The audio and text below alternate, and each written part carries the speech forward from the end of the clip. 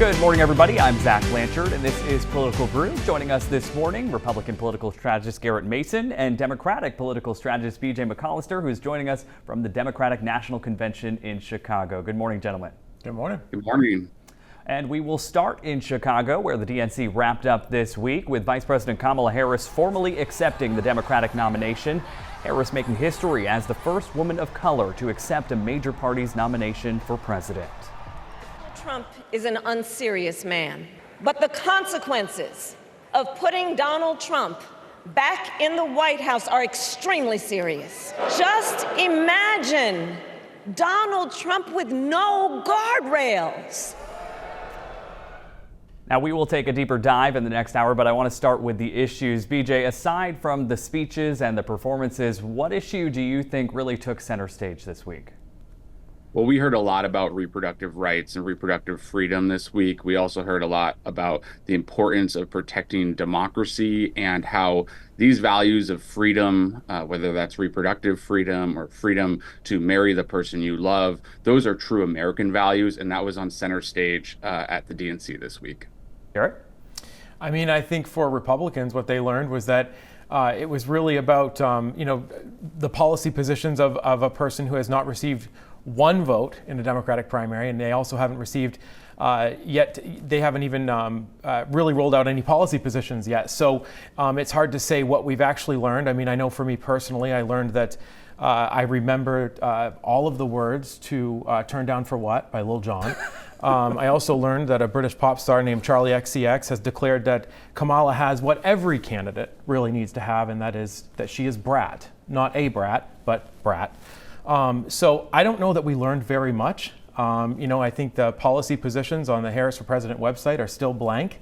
We heard a lot of platitudes, but in the end, I'm not sure what we learned because the only policy position that I know that Kamala Harris has taken is the one that Donald Trump did, and that was no taxes on tips. BJ, you have a response to that?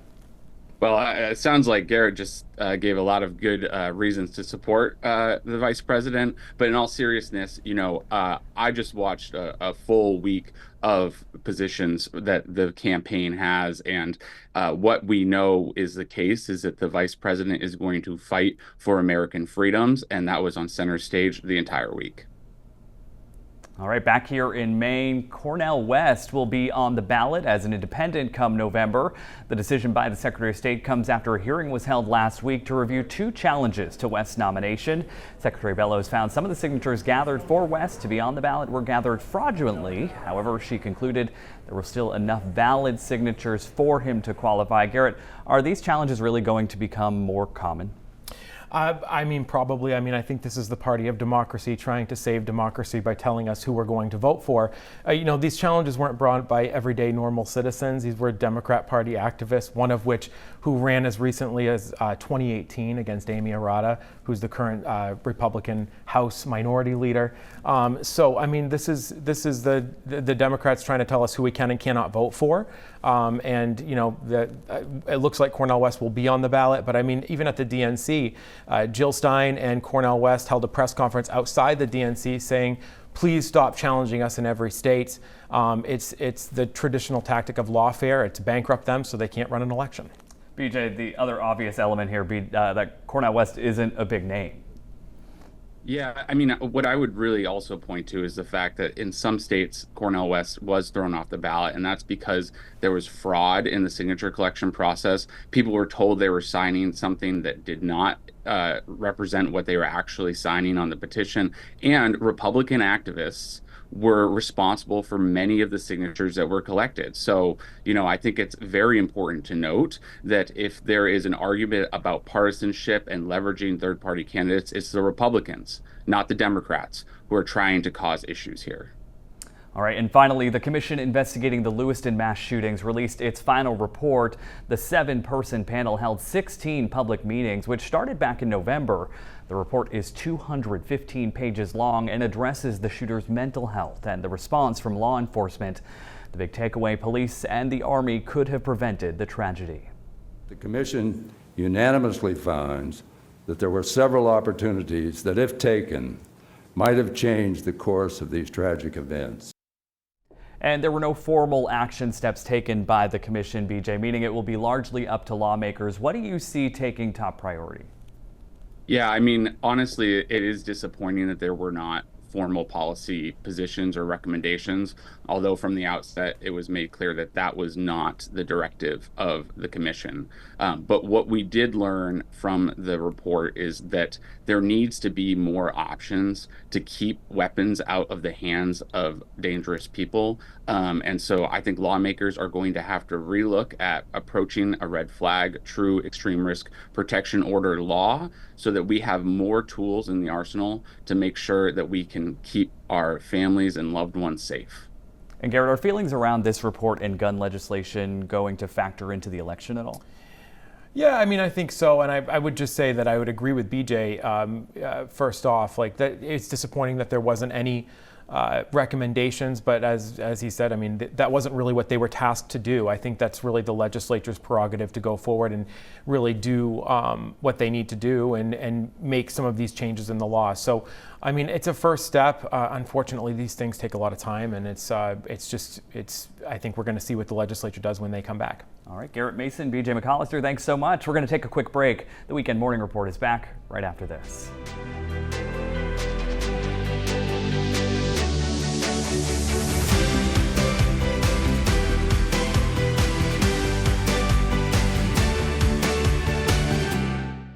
Good morning, everybody. I'm Zach Blanchard, and this is Political Brew. Joining us this morning, Republican political strategist Garrett Mason and Democratic political strategist BJ McCollister, who is joining us from the Democratic National Convention in Chicago. Good morning to you both.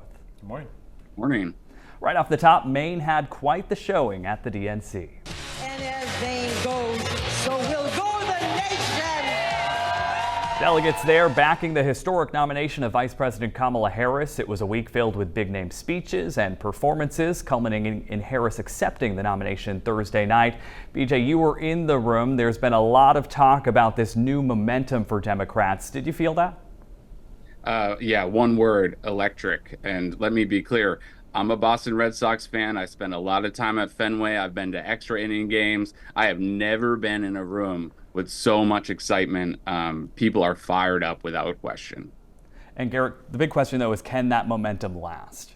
Yeah, I mean, I think when you look at the race and like you look at where things are right now, I mean, there's no question about it. Like Kamala Harris has some definite momentum, but I mean, what we're looking at here is we're, I think, 11 weeks out from Election Day at this point.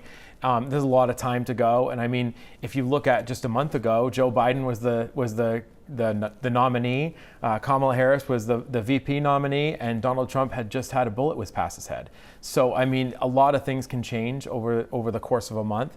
I think the Trump campaign has done wisely to like let Vice President Harris have her moment, and I think now the real policy questions are going to begin. And so I think you're going to see that slip away quickly. Governor Mills spoke at the DNC this week. She was on a panel of Democratic women governors and responded to questions about Republicans being, quote, weird. Take a listen. It didn't used to be weird. That's I grew up in a right. Republican family, and we have a solid group of Republicans in Maine who are not supporting Trump and who are, in fact, supporting Kamala Harris.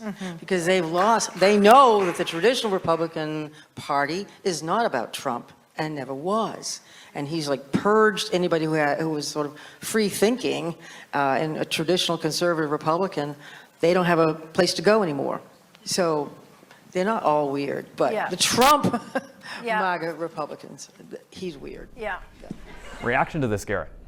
Listen, as a great political philosopher, Kamala Harris once said, let's put this into context. So if you take the weird comment, and where does that come from? Well, it came from an internet meme where somebody took a meme and claimed that J.D. Vance said in his memoir, Hillbilly Elegy, that he had sexual relations with a couch. That is incredulous. It's been proven to be false time and time again. But that didn't stop Kamala Harris and Governor Walz from using it in statements about J.D. Vance. That is embarrassing and it is wrong. NBC News has said that that is a false statement and was never ever printed. That's where weird is coming from. What I think is weird is that that is being used by the Harris-Walz campaign, and it's being perpetuated in debates like this to continue on this dog whistle about J.D. Vance. I think it's below the dignity of the office. And quite frankly, like I really like Janet Mills. We have a great working relationship, as does she has with a lot of Republicans in the legislature. And to call someone like me weird because I'm voting for Donald Trump and I'm a supporter, I think that's below the dignity of the office, and I think it's disappointing. But BJ, getting to the crux of what the governor said beyond just the weird remarks was this idea that the Republican Party is changing and that there are some Republicans in Maine who are forming this coalition to not back Trump.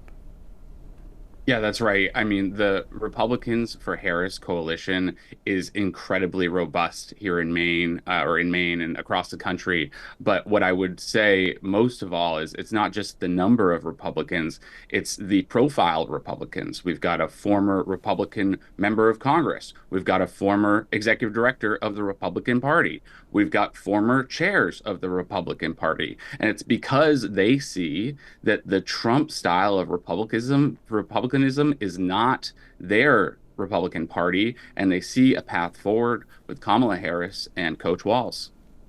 As for former President Donald Trump, he and his running mate J.D. Vance have been on the campaign trail in key swing states this week. Trump holding his first outdoor rally in North Carolina since that assassination attempt with beefed up security there. Trump clearly frustrated, though, by attacks by Democrats at the DNC. Did you see Barack Hussein Obama last night take little shots? He was taking shots at your president. And so was Michelle. You know, they always say, sure, please stick to policy, don't get personal. And yet they're getting personal all night long, these people. Do I still have to stick to policy? Now, BJ, I think a lot of people would like for it to be more about policy, but both sides have made this personal. Without a question, there is a lot of personal attacks from both sides. But what I would say is, when we think about the Trump campaign really can only stick to personal attacks because they don't want to talk about the policy, because the policy is Project 2025. Google it if you haven't heard of it. And it is laced with ways of going back and taking away personal freedoms and trying to turn back the progress we've made as a country. And so, of course, Donald Trump doesn't want to talk about policy because the policy that he has under his agenda is incredibly unpopular. Garrett. I mean, BJ knows just as much as everybody else in the Democratic Party knows that President Trump has disavowed Project 2025. He said it on multiple occasions. And, and as far as policy goes, I would say, yes, Mr. President, please stick to policies because our policies are winning. Number one, the first policy position that came out that Kamala Harris decided to talk about was one she stole from Donald Trump, and that was no taxes on tips. So, I mean, that was a huge winner, and that was something that she stole right away because she saw it as good policy. I mean, I think we would love to continue to talk about policy, but as we just talked about in the last segment, it's Democrats who are bringing up fake stories, not real items, and are doing personal attacks against people like J.D. Vance and members of the Trump family, including President Trump himself. He's a well-known commodity. He's going to mix the two, and quite frankly, I think it cuts both ways because it's coming from both sides. We can have another discussion about how we tone that back, but as far as it just coming from the Republican side, it's just not true. And perhaps a little boost for Trump, RFK Jr. dropping out of the race this week and endorsing the former president. The independent has been seen as someone who could pull votes away from either candidate. So the big question now, Garrett, is this a good thing for the Trump campaign? Oh, I think so, especially in a race that is this close. I think he's polling around 5%, 7% in some polls nationally. Initial estimates are saying that he's going to take about 40 to 60% of the vote that was going to RFK to going to Trump. So I think it does matter. I think it matters in a lot of places. In Arizona, a swing state, obviously, that's going to be a really close race. So I mean, as I've said on this show multiple times, I really respect a lot about RFK, especially in regards to COVID, where I think Donald Trump is, quite frankly, a little weak. And I also think that his environmental policy is sound. And listen, this is a man who very recently the federal government said that the CIA had some dealings with the assassination of JFK. So, I mean, I think it would be great to put him in charge of a 3-letter agency and watch him really reform something like that. So I welcome him into the party, his supporters into the party, and I can't wait to see the boost in the polls. BJ, what does this mean for Democrats? I don't think that there's a real impact behind this, but what it does underscore is the kind of dealings that are in back rooms that Donald Trump has done his whole life. You know, RFK's endorsement is coming with strings attached, a promise of a job if Donald Trump wins the presidency. And at the end of the day, you know, when we think about RFK, his supporters come from all walks of life. They're not going to necessarily follow his direction, but I also don't know if I would be seeking the endorsement of somebody who has stories like the one about the bear in Central Park. He's not somebody who I think necessarily will boost the ticket, and I think supporters of his will probably evenly split across the candidates. BJ, I don't know. I don't know if we should be talking about backroom deals when the candidate for the Democrat Party never received one single vote in either 2016 or 2020 and was appointed the candidate for president by the Democratic Party when it was completely done in a backroom deal in the White House. So I would argue a little bit differently on that, but I think we welcome RFK's supporters into the party, and we're looking forward to seeing what he might add to the campaign. We'll see how that plays out. Let's wrap things up now with winners, losers. Garrett, you're first. Well, I think the winner of this week is the hospitality industry. Both Donald Trump and Kamala Harris agree that there should be no taxes on tips. So I think if Kamala Harris wanted to, as president of the Senate, she should call the Senate back in. Senator Cruz has a bill to drag no taxes on tips across the finish line. So I think they're the big winners of this week.